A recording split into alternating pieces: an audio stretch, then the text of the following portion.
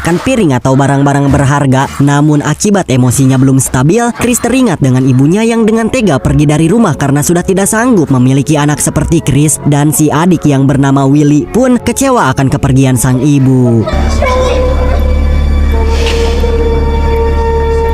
Untuk melupakan peristiwa semalam, Chris berlatih menembak di sebuah lahan milik salah satu aba-aba yang pada kala itu sempat berkunjung ke tempat di mana Chris bekerja. Dan tidak disangka dengan jarak 1 mil, tidak ada satu peluru pun yang meleset.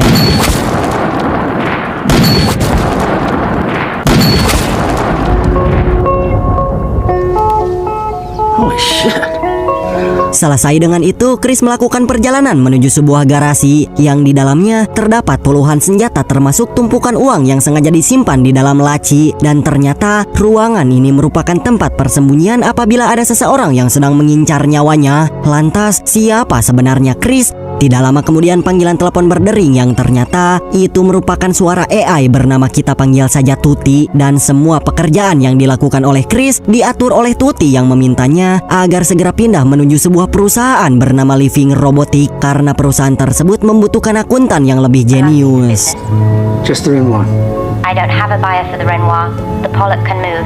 Will you ever let it go? Tiba di sana, Chris melakukan interview dengan 2 orang asisten perusahaan bernama Rita dan juga Ed, di mana mereka berkata bahwa sebagian uang di perusahaan Living Robotics telah hilang dalam 10 tahun ke belakang. Maka untuk itu, Chris diperintahkan untuk mencari kemana saja uang itu pergi. Dan Ed menambahkan jika Living Robotics memiliki sistem keuangan yang rumit karena setiap tahun melakukan perubahan agar semuanya bisa tersusun dengan sangat rapi. Dan untuk melanjutkan perbincangan, Chris bertemu langsung dengan pemimpin perusahaan Living Robotics bernama James Charles, di mana beliau belak-belakan jika perusahaannya sekarang mungkin sudah kacau akibat Charles sudah tua, yang karena Chris masih muda dia meminta agar menyelidiki apa yang sebenarnya terjadi.